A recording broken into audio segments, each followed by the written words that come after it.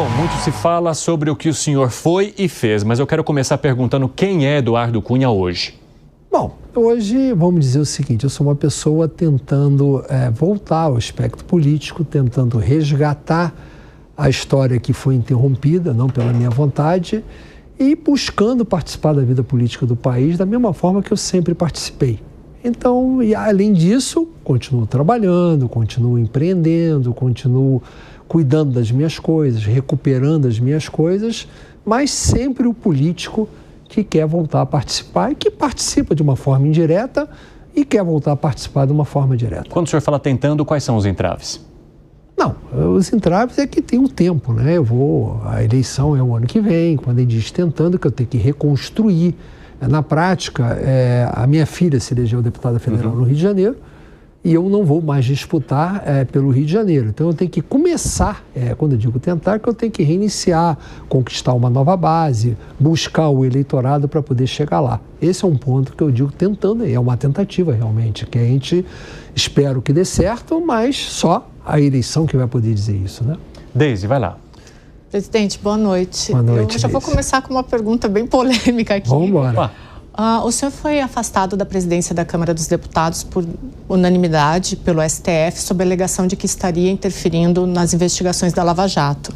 Aí, posteriormente, até o senhor afirmou que essa decisão do STF, ela interferia na separação dos poderes. Passados esses anos todos, como que o senhor vê hoje o papel do STF, principalmente em relação ao Congresso Nacional?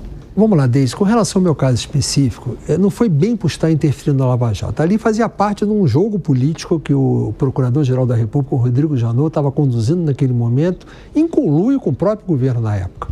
E o que aconteceu?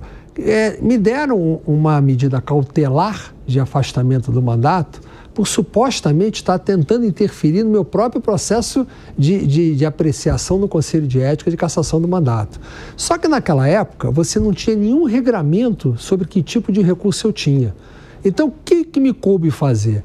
Eu entrei através de 3 partidos políticos com uma ADI no Supremo Tribunal Federal, a ADI 5526, que não foi julgada a tempo de eu estar no mandato. Ela acabou sendo julgada quando? Quando o Aécio Neves foi afastado do mandato de senador por outros motivos, enfim, que não cabe dizer, essa ADI foi julgada e o que propunha essa ADI? Que tinha que se dar interpretação conforme a Constituição das medidas cautelares contra um parlamentar. Porque se um parlamentar na Constituição ele é preso, tem que ser submetido ao plenário da Câmara ou do Senado, se mantém ou não a prisão. Da mesma forma, uma medida cautelar de afastamento teria que ser submetida ao plenário.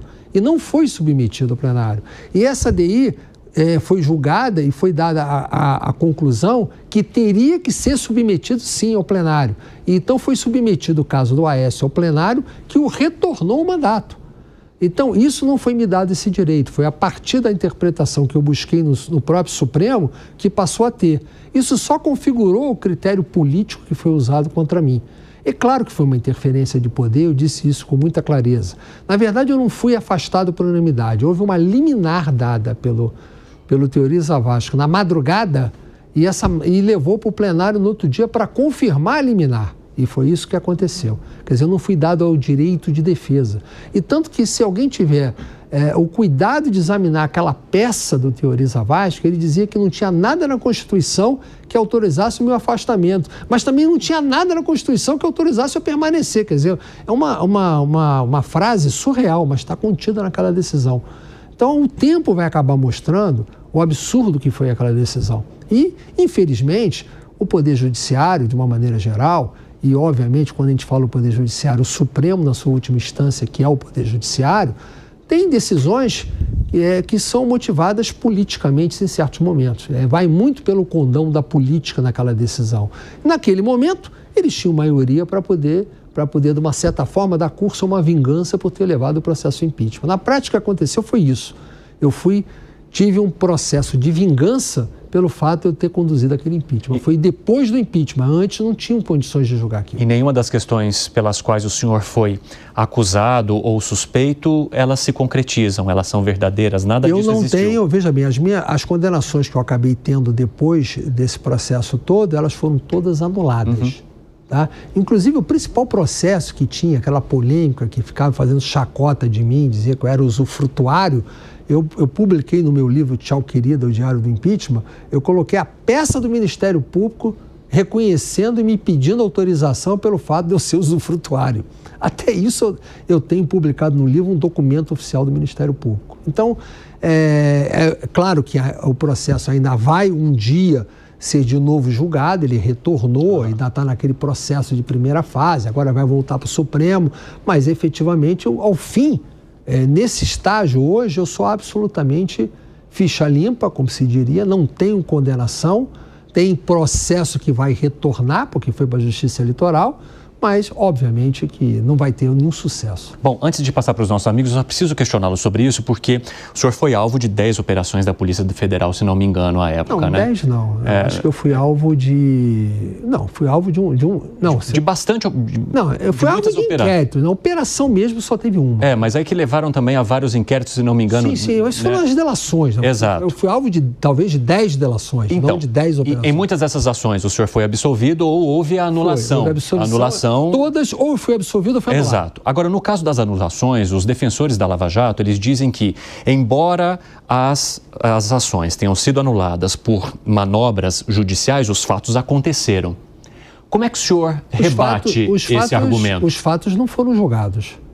Tem que esperar os fatos serem julgados para ele dizer o que aconteceu. Um dos fatos, por exemplo, que se alega é justamente esse que eu trago, o documento do próprio Ministério Público que reconhece a minha condição de usufrutuário. Que ali era certo, até mudou a legislação. Hoje buscaram mudar a legislação para poder considerar que o chamado trust, ele pertence à própria pessoa. Não existia isso, né? Não existia no nosso ordenamento jurídico. Então, todo o meu livro, que tem 808 páginas, que eu pretendo até reeditá-lo menor para que as pessoas possam lê-lo, mas eu tive cuidado de fazer ele grande, porque eu tenho mais ou menos umas 50 páginas que eu destroço acusação por acusação. Eu rebato com defesa ponto a ponto. Então, para que alguém possa dizer que os fatos efetivamente acontecem, é bom que leia primeiro aquilo e me rebata o que eu rebati.